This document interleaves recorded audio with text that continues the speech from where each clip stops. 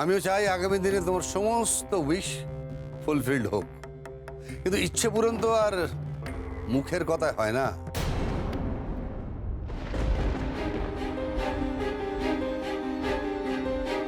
এই চেকটা আমি সাইন করে দিয়েছি, টাকার অঙ্কটা তুমি নিজে বসিয়ে নিও। তোমার যেটা দরকার হেজিটেট করো না। কিন্তু বাবা, এই চেকটা নিয়ে আমি কি করব? বললাম যে ইচ্ছে পূরণ। দিয়া, ব্যাডমিন্টন যথেষ্ট খরচ সাপেক্ষ খেলা। তুমি একজন গরিবের মেয়ে হয়ে যখন এতটা জেদ আর নিষ্ঠা নিয়ে খেলাটা চালিয়ে যেতে চাইছো, তখন আমাদের তো উচিত তোমার পাশে দাঁড়ানো। আর এটা তোমায় শুধু শুধু দিচ্ছি মনে করো না। ধরে নাও এটা আমার বড় ছেলে আর্যর মুক্তিপণ। বাবা, বারবার বাবা বলে ডাকবার কোনো প্রয়োজন নেই দিয়া। তুমি কোনোদিনই আমার পছন্দের তালিকায় ছিলে না। নেহাত আর্য তোমায় বিয়ে করে নিয়ে এসছে, তাই ফেলতে পারিনি। আর্যর এইরকম মতিভ্রম মাঝে মাঝেই হয়। আর্যর শখ মিটে গেছে, তাহলে তোমাকে তো আমরা রাস্তায় ফেলে দিতে পারি না। তাই এই চেকটা নিতে বলছি। সংকোচ করো না, টাকার অঙ্কটা তুমি নিজেই বসিয়ে নিও। 6 ডিজিট, 7 ডিজিট, 8 ডিজিট, যা খুশি। এই চেকের আমার কোনো দরকার নেই বাবা। দরকার নেই মানে? বাবা, আপনি একটু আগেই বললেন না যে আমি গরিবের মেয়ে? আমাকে আমার সেই দারিদ্রই শিখিয়েছে বাবা। পেটের ভাত জোগাড় করার জন্য কখনো সম্পর্ককে বিক্রি করা যায় না। আমার জীবনে যদি সত্যি কিছু অর্জন করার হয়, আমি আমার জেদ, আমার নিষ্ঠা আপনাদের সবার আশীর্বাদে জোরেই করব। তার জন্য আমার এই চেকের দরকার হবে না বাবা।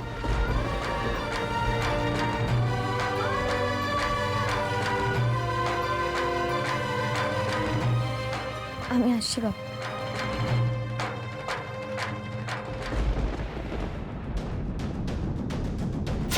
তোমার খুব দেমাক হয়েছে তাই না দিয়া?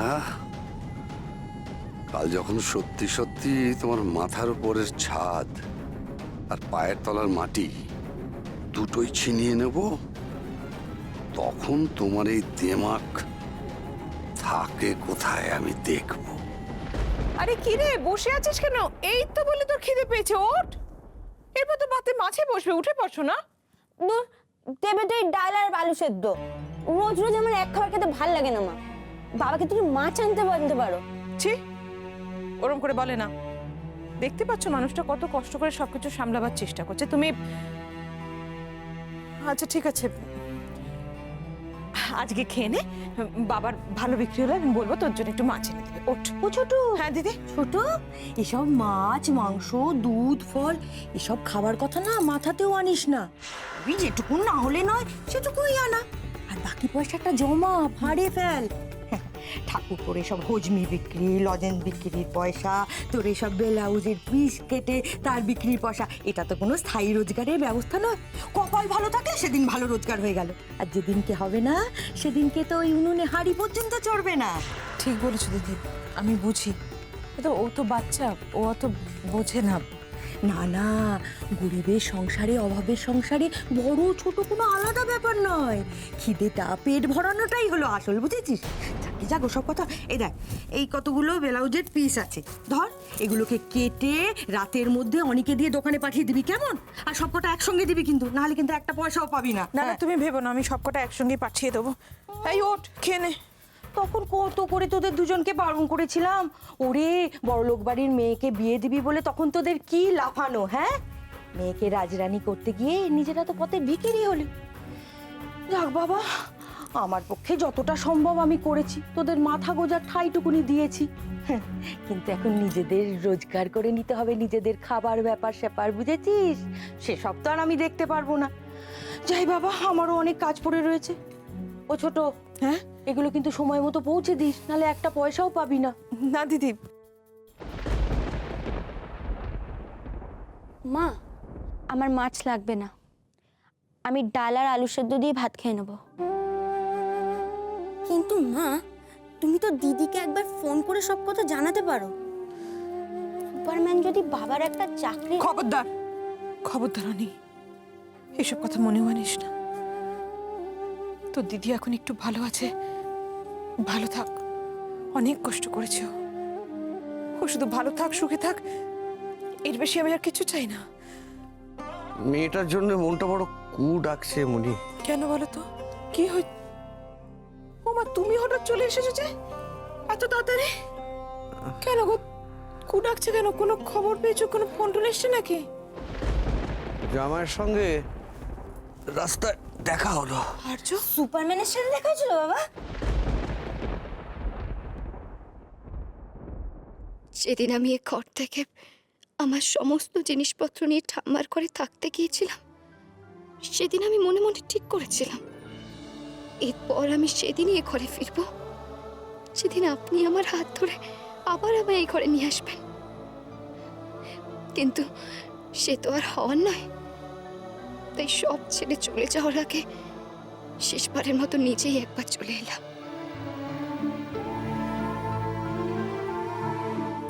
জিনিসগুলো এমনভাবে গুছিয়ে রাখতে হবে যাতে নিজের নিজের জিনিস খুঁজে পেতে অসুবিধা না হয় কারোর। ঠিক আছে স্যার।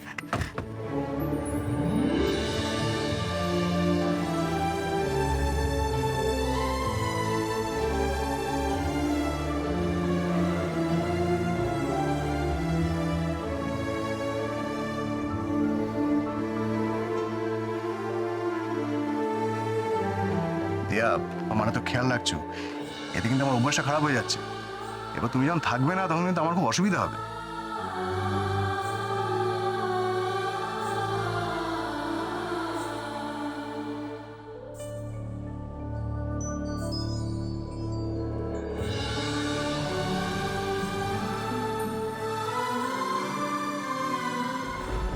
হ্যাঁ গো, আর্য তো আমাকে ফেরি করতে দেখেনি তো? হ্যাঁ, প্রায় দেখে ফেলেছিল। আমি এগুলো ব্যাগের মধ্যে তখন ভরে ফেলেছিলাম। না না, আর্য খুব বুদ্ধিমান ছেলে। তুমি যতই লুকোবার চেষ্টা করো, আমার মন বলছে ও তোমাকে দেখেছে। তাই জন্যই কিন্তু পালিয়ে গেছে, যাতে তুমি লজ্জায় না পড়ো। কি হাঁ করে বড়দের কথা শুনছিস? যা না, খেতে বস না। হ্যাঁ। তুমি ওঠো, মুখ হাত পা ধো, ভাত দিচ্ছি। মনি, হ্যাঁ। মনি, আমার মেয়েটা ভালো আছে তো? আমার কেমন সন্দেহ হচ্ছে। না না, ও নিশ্চয়ই ভালো আছে, তুমি চিন্তা করো না। ও ও ভালো আছে। অমন স্বামী পেয়েছে, অমন ঈশ্বর তুল্য স্বামী পেলে কেউ খারাপ থাকে বলো? তবু আমার মনটা ঠিক মানতে চাইছে না। দিয়ার সঙ্গে আর্যরা আবার... কেন এসব ভাবছো তুমি? কেন এসব ভাবছো? দিয়া ঠিক আছে, দিয়া ভালো আছে। আমি আমি জানি আমার মেয়ে ভালো আছে। তুমি গিয়ে দেখো, স্বামীর গর্ভে ও মেয়ের এখন মাটিতে পা পড়ে না গো। আমি জানি তো আর্য যে দিয়াকে বড্ড ভালোবাসে। স্বামীর ভালোবাসাই তো আজ দিয়ার অহংকার, দিয়ার গর্ব।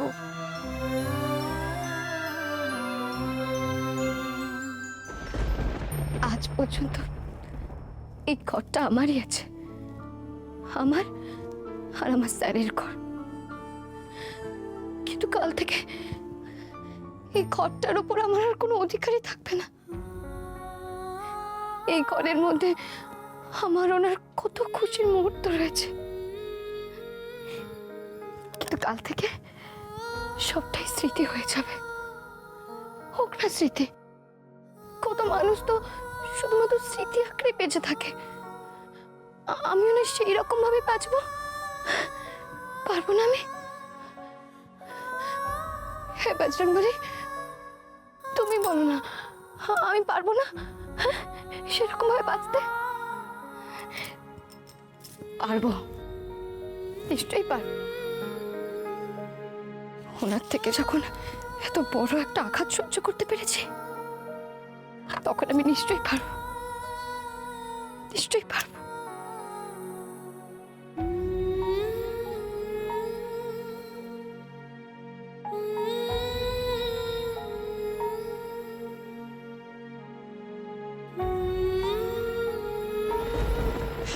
আচ্ছা শোনো না, তুমি তো দিয়াদের বাড়িতে যাবে দিয়ার বাবা আমাকে ইনভাইট করতে, তাই আমি ভাবছিলাম যে আমিও দিভাইয়ের সাথে যাব, গিয়ে দিয়ার বাবা আমাকে ইনভাইট করে আসবো। না না না না, একটা জিনিস আমি কিছুতেই পারবো না।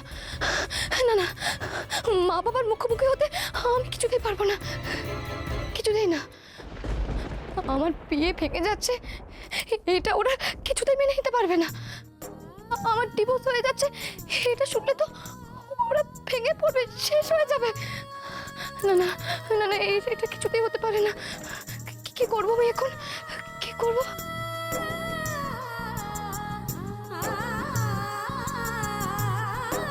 আমার কাছে এখন একটাই উপায় আছে, একটাই উপায় আছে। আমাকে আজ রাতের মধ্যে চেক করে হোক এই বাড়ি ছেড়ে চলে যেতে হবে। হ্যাঁ হ্যাঁ, আমি সেটাই করব। আমি এই বাড়ি ছেড়ে কাউকে কিছু না বলে চলে যাব। তবে মা বাবাকে যন্ত্রণা দেওয়ার জন্য ওদের কাছে আর কিছুতেই ফিরে যাব না, কোনোদিনও না, কখনো না, কখনো ফিরে যাবো না ওদের কাছে, কখনো। ওই হাড় হাওয়াতে কাঙাল ঘরের মেয়েটার এত দিমাগ, এত অহংকার কিসের, এটা আমি বুঝি না নি। আর আমি ওকে একটা ব্ল্যাঙ্ক চেক সাইন করে দিলাম, নিল না, ফিরিয়ে দিল, চেকটায় হাত পর্যন্ত ছোঁয়ালো না। বাবা ছেড়ে দাও না তুমি, ভিখিরিদের ওরকম ঠুনকো অহংকার না থাকে। শোনো, তুমি তোমার ভালো মানুষই থেকে ওকে টাকা অফার করেছিলে, ব্যাস তোমার দায়িত্ব শেষ। এর পরের ব্যাপারটা তুমি ওর উপরেই ছেড়ে দাও। দুদিন পেটে টান পড়লে 3 দিনের দিন দেখবে ও সমস্ত অহংকার দেমাগ সব একেবারে ফুরুত করে উঠে যাবে। হ্যাঁ, কিন্তু ও আমাকে যেভাবে অপমান করেছে তার শাস্তি তো ওকে পেতেই হবে। শাস্তি? বাবা তুমি দিয়াকে কি শাস্তি দেবে কিছু ভেবেছো? যে চেকটা ও আমায় ফিরিয়ে দিয়েছে সেই চেকটা দিয়েই আমি ওর অহংকার ভাঙবো। শোনো নিহার,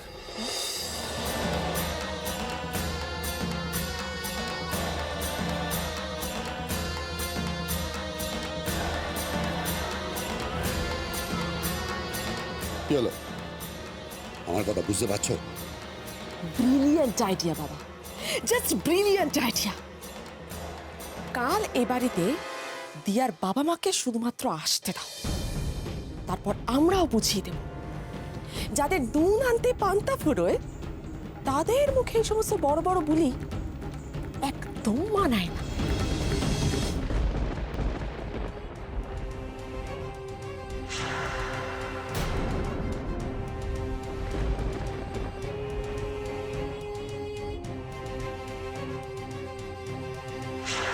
আজ তো না হয় মেসোমশাইয়ের কাছ থেকে পালিয়ে বাঁচলাম, কিন্তু কাল কাল কি হবে?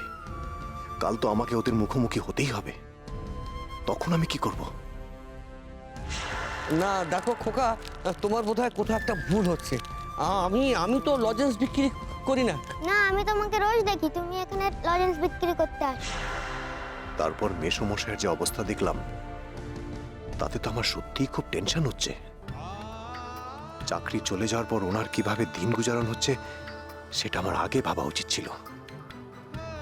এর মধ্যে দিয়া যদি ও বাড়ি থেকে ওঠে তাহলে তো ওরা অথই জলে পড়বে। আমি কোনো সাহায্য করতে চাইলেও তো দিয়া নেবে না, আর আমিও টাকা পয়সা দিয়ে সাহায্য করে ওকে ছোট করতে চাই না। কিন্তু খেলাটা কন্টিনিউ করতে গেলে তো অনেক টাকার দরকার। একাডেমির কোচিং ফি থেকে শুরু করে ভালো স্পোর্টস গিয়ার, র্যাকেট, কর্ক, ভালো খাওয়া দাওয়া সবেতেই খরচ আছে। কিন্তু মেসোমশাই খরচ টানবেন কি করে? আর শুধু টাকা পয়সাই তো সব নয়, সামাজিক সম্মানটাও তো খুব গুরুত্বপূর্ণ। আজকের যুগে দাঁড়িয়েও তো আমাদের সমাজ ডিভোর্সি মেয়েদের ভালো চোখে দেখে না। সমাজে বিচ্ছেদের কার্য কারণ কিচ্ছু জানবে না, শুধু শুধু দিয়ার দিকে আর ওর পরিবারের দিকে আঙুল তুলে কুৎসা করবে। আর তখনও আমার কিচ্ছু করার থাকবে না। আমি তোমাকে বিয়ে করেও কিছু দিতে পারিনি,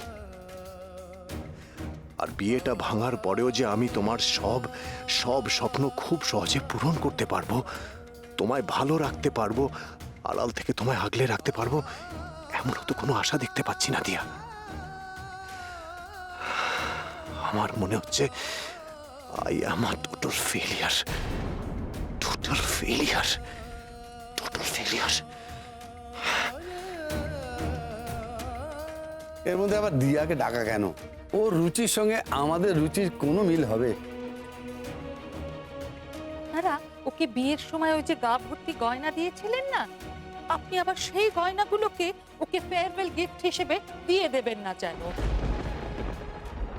কারণ এরপরেও তো ত্রিনা তো বৌমা হয়ে এই বাড়িতে আসবে, ওরও তো আপনার গয়নায় অধিকার আছে। ত্রিনা তো বৌমা হয়ে এই বাড়িতে আসবে, ওরও তো আপনার গয়নায় অধিকার আছে। ও দাদা, কি করছো? ফুচকা খেলে কেমন হয় বলো তো? ফুচকা একটু ধনে পাতা কুচি, গন্ধরাজ, লেবু আর তেঁতুল। উফ ভাইয়া, বলতে না বলতে আমার জিভে জল চলে আসছে।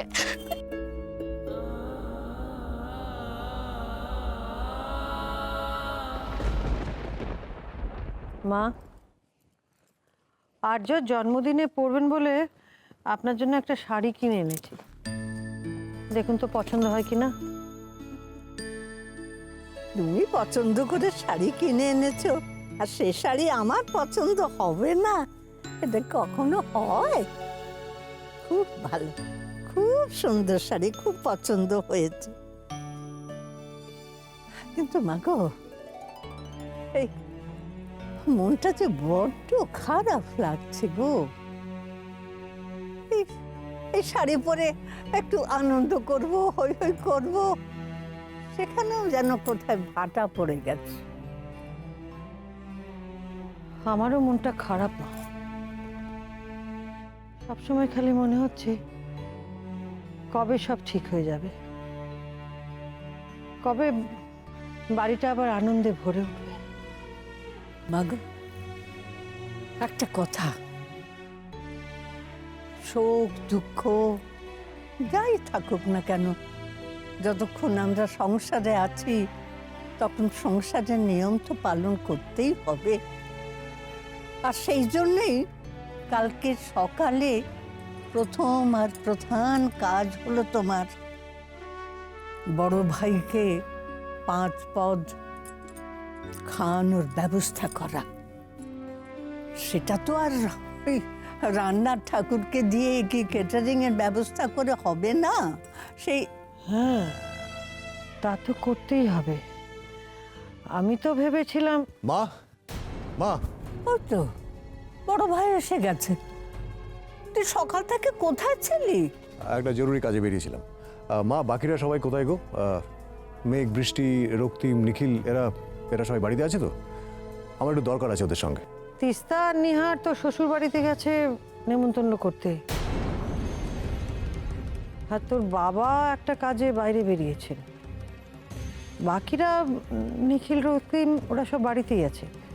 কেন, সবাইকে কিসের দরকার? মা, সবাই আসুক না, একসাথেই বলবো। মেঘ, বৃষ্টি,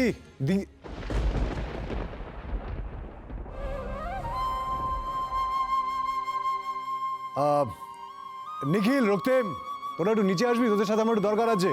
দরকারটা কি সেটা আগে আমাদের বললে হতো না আর্য? মা, বললাম তো, সবাই আসুক, একসাথে বলবো। ওই তো বাচ্চারা এসে গেছে। এমন চিৎকার চেঁচামেচি শুরু করেছিস যেন মনে হচ্ছে বাড়িতে ডাকাত পড়েছে। একটা দিনও কি শান্তিতে বাড়িতে থাকতে দিবি না নাকি বলতো? ডাকাত? ডাকাত কি করে পড়বে? কোনো সিরিয়ালে কখনো বাড়িতে ডাকাত পড়তে আমি দেখিনি। হ্যাঁ, চোর, ছ্যাঁচোর, বড়জোর তোলাবাজ, প্রমোটার, এরা তো আসেই। আর পুলিশ, কিন্তু পুলিশ তো এ বাড়িতে অনেকবার এসে গেছে, এবারে এলে তো মিলিটারিকে আসতে হবে। রাগিনী মা, তুমি একটু চুপ করো তো। এই সবাই তো এসে গেছে, এবার বল কি বলবি? স্বামী, তোমার একটু ভুল হচ্ছে, কারণ বাড়ি শুদ্ধ সবাই এখনো এখানে এসে পৌঁছয়নি। দিয়া বাকি আছে। দিয়া? দিয়াকে তো আর্য ডাকেইনি। কই, আর্যকে তো দিয়ার নাম করতে শুনলাম না। মুখে নাম করেনি মা, কিন্তু মনে মনে মনে তো দিয়ার নাম জপে চলেছে সারাক্ষণ।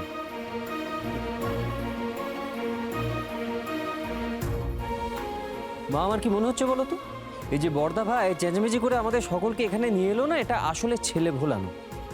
বড়দা ভাই দিয়াকে আলাদা করে কিছু বলতে পারছে না, তাই বাধ্য হয়ে এরকম পন্থা অবলম্বন করছে। না নিখিল, সেরকম কিছু নয়। দিয়াকে আলাদা করে বলার আমার কোনো উদ্দেশ্য নেই। তোদের সবাইকে যখন ডেকেছি, যা বলার সবাইকে একসঙ্গে বলবো। আর দিয়াকে আলাদা করে তো দরকার নেই। দরকার নেই নিখিল।